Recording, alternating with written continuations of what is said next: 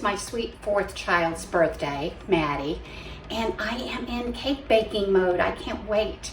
It's my great joy to make cakes for my kids for their birthday. And I asked her what she wanted this year, and she's a nutritionist, and she always just looks so beautiful and svelte and lithe and lovely, and so she watches what goes in her mouth. And she said, well, Mom, if you must make a cake, do your Madeleine country coconut cream knockoff. So that's what I'm going to do today. I'm going to show you guys how I make it. So come along. Okay, here we go. I always make a mess in the kitchen, so apron.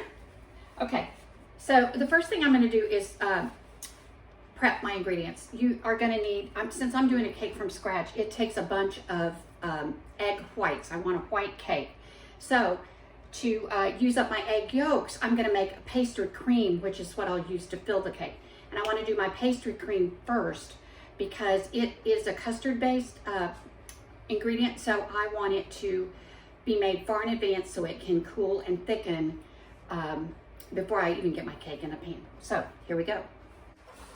Everybody knows how to separate eggs. I have read you should never crack your egg on the side of a bowl because sometimes that will cause the shell to go into the egg. So they say crack it flat on the surface of your counter. Put your thumbs in, separate, separate. And I'm gonna do that 6 times. Okay, you guys, I am gonna make pastry cream from my Bible. Y'all, this is the sweetest book because I'm just going to show you. As my children have grown up, this was always in my kitchen, and my kids were always where I was, and I was always in my kitchen. So I just, as the years have gone by, I've saved every little thing, not every little thing, but a lot of little things they did, and a lot of their little love letters and just little notes and things are in my cookbook. Just sweet little things from all through time. And at the very back of my cookbook, I wrote notes about the things they used to say when they were little. I have so many little treasures in here. Anyway, that's just my sweet little good thing in my kitchen. Anyway, for anything that you need to know how to cook, Joy of Cooking, look how well loved that book is. I've cooked almost everything in this book. Anyway, I'm going to use the pastry cream recipe from here. It's very simple, but I'm going to make a few minor substitutions. Okay, I want 1.5 cups of coconut milk. The recipe calls for regular milk, but I, of course, am making, I am making a coconut flavored cake, so I want the flavor of coconut that I will get from coconut milk. That's actually almost exactly 1 can. Okay, so to make pastry cream, you're gonna wanna scald your milk. So I put my coconut milk in a small saucepan over medium heat. You're gonna wanna simmer it. You don't wanna boil it. You just wanna simmer it until it's extremely hot. You'll usually get a little skin on the top of your milk, and that's when you'll know it's pretty well scalded. In a double boiler, a pan that's above another pan with boiling water, you want to protect your custard because if it's actually on the stove on a hot pot, it'll curdle a lot easier. So you're going to mix those egg yolks and 1/2 cup of sugar. The recipe in Joy of Cooking calls for 1/4 cup of flour. Some of the French recipes call for cornstarch. It doesn't really matter, both thicken. And today, honestly, somebody used most of my cornstarch to make goo for a grandchild. So I opened my cabinet, didn't have enough. So I am going to use a mixture of cornstarch and flour, and that'll be just fine. So it's 1/4 cup of flour or 2 to 3 tablespoons of cornstarch. I want this to be a very stiff pastry cream because I am going to use it to fill a cake. And you know, if it's too runny, it just won't hold up, and your cake layers will slide around. So I want this to be really, really thick. So that's what I'm doing here. Can y'all see? Okay, I brought you guys over to my milk to show you. This is what scalding looks like. You see that little skin on the top of the milk? That means your milk is ready to go. Okay, so I have this mixture. It's really light and fluffy. And then you're going to take that scalded milk, and you don't have to worry about that skin on top. And you're just going to gradually mix this in.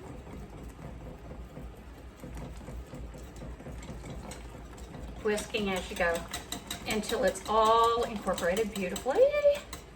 And then we're just going to raise the heat on that a little bit and cook it until it thickens. All right, I've been stirring this over constant medium-high heat for about 2 minutes, and look how thick that is. I want it really thick like that. Now, we're gonna remove it from the heat source and just continue to whip it a little bit because we don't want it to get clumpy and gloppy. Now, this is where I deviate from joy of cooking just a little bitty bit. Off the heat, I'm gonna add, because it is a birthday, about 2 tablespoons of unsalted butter, because everything's better with butter. So now I'm gonna add a couple of teaspoons, or maybe more, of a really good quality vanilla. You do that after it's off the heat, because vanilla extract is mostly alcohol. And if you add that while you're cooking it, you'll lose a lot of your flavor.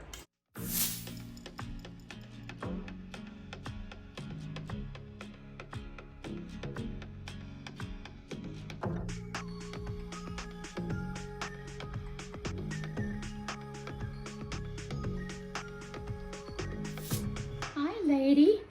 My birthday girl, who is turning 23 today, is always bringing home someone who needs a little help. This is Lady. She's looking for a home. She's helping me bake today, aren't you, Lady? Sweet girl.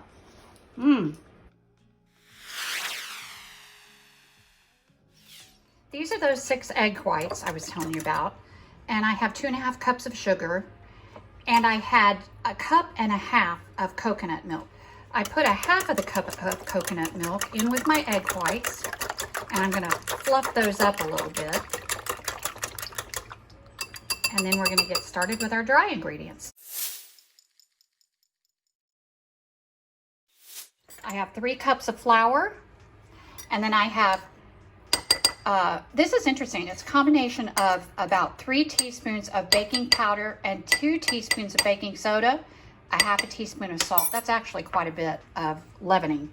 But I put all my dry ingredients together in my sifter.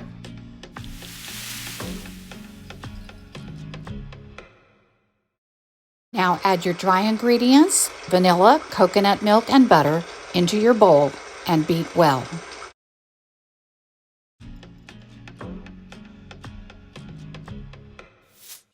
I'm going to add my coconut milk and egg whites. And after each addition, I'm going to let it mix really, really well.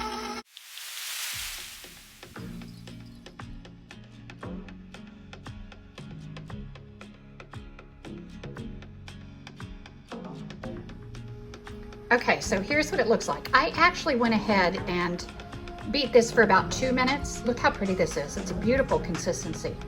So now I'm just going to fill my little cake pans that have already been buttered and floured. So we just want to try to make them as evenly distributed as possible. Y'all, have you ever seen anything prettier? Oh my goodness. I love cake batter. It just looks like velvet. Oh my goodness, it's so pretty. It makes me happy.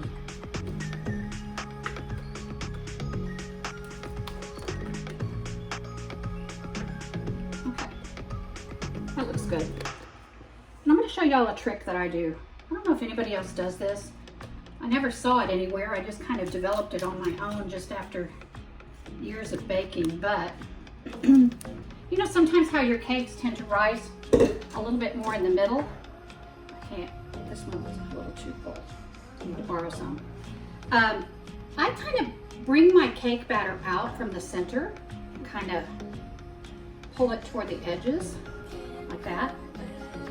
And then that way, as it rises naturally in the oven, you don't have quite so much of a big hump on the top. You will still have a little bit, and you can trim that off when you're leveling your cake.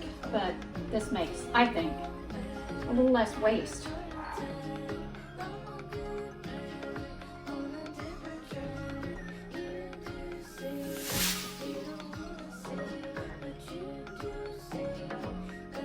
So we're gonna start in my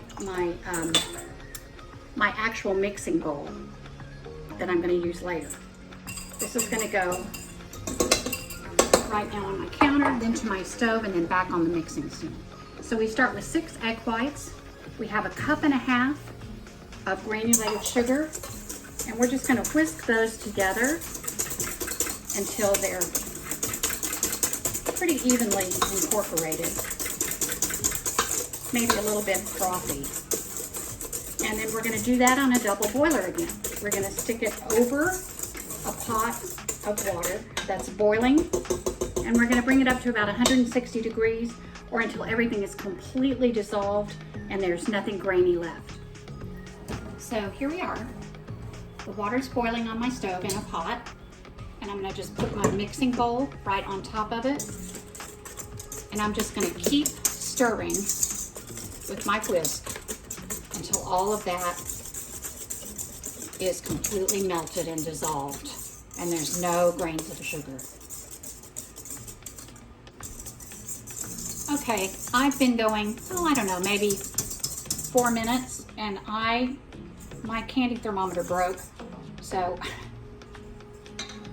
necessity is the mother of invention, as my mom always told me. And so I am using just a good old-fashioned meat thermometer, and look at that. I'm right at 160. We don't have any sugar granules at all in there at all. It's really smooth. Yeah. And that's what you're looking for. That's all we need. Okay, so we bring it to our stand. Any little stand mixer will do. And you're gonna start with your balloon whisk. Put that on. Okay, let's whip her up. Here we go.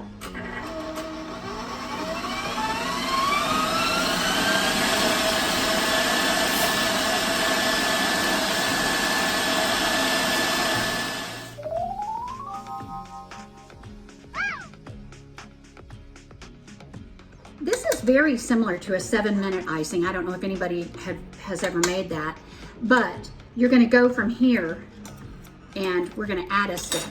Don't let anybody tell you that Swiss meringue or Italian meringue or any of those type of French buttercream or Italian buttercream icings are difficult or complicated or scary. They just aren't. I mean, if you have a mixer, your mixer will do everything for you. What we're gonna do at this point is switch over to our paddle attachment. So now that we have the paddle on, we are gonna add 3 sticks of unsalted butter at room temperature. That's 1.5 cups. Now this is what changes our icing from something that would be just like a meringue or a 7-minute frosting into an actual traditional cooked buttercream icing. It's amazing. It's so different than any store-bought frosting you might have ever had. This is what like the best wedding cakes use. So here we go.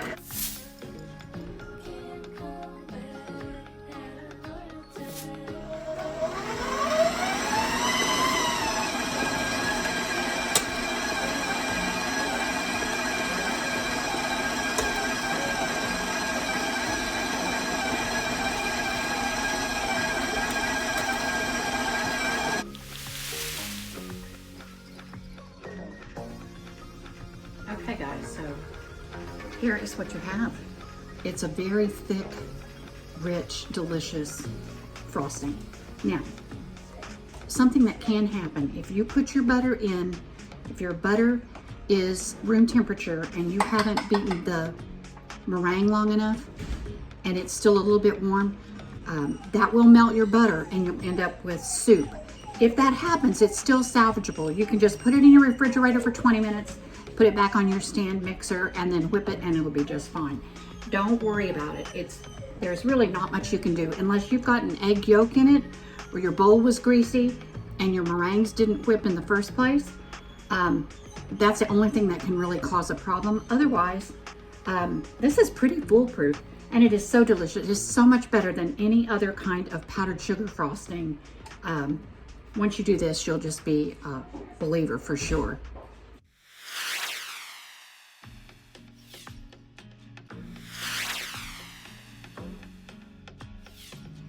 Okay, so now we're gonna assemble. I just take my cakes, you invert them. I put a little bit of wax paper all around the perimeter so that once I put all the coconut and stuff on, I can just remove the wax paper and I have a beautiful, pristine, clean plate.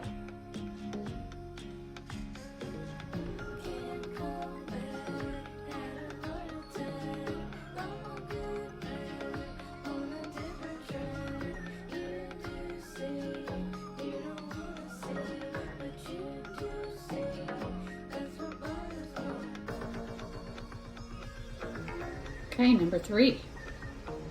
Look at that, see?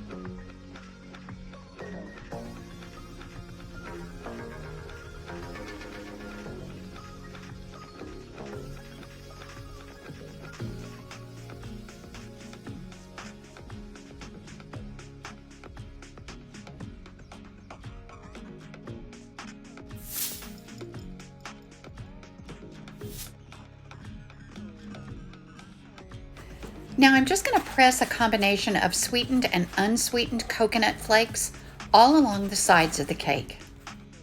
Now this is for the top.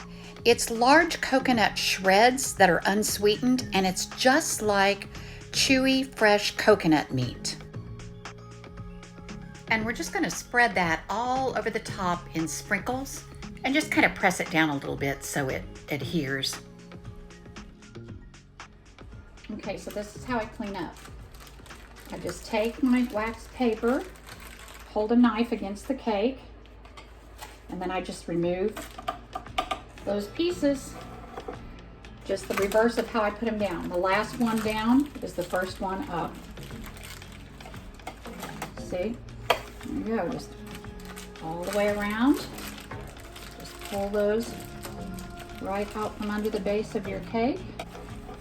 And your little cake plate is all nice and clean, except for a few flakes. And that's okay. See? Hey there, look how pretty that is. Oh, y'all, if that's not gorgeous. Oh, I think this is better than La Madeleine's. Okay, y'all, here is your 3 layers of cloudy heavenliness. I do make this a day before serving because I want to stick it in the fridge and let all the flavors develop through the layers of the cake. I will tell you, you have to take it out about 4 hours before serving because it is made of butter and it will harden just like butter does. Just you wait.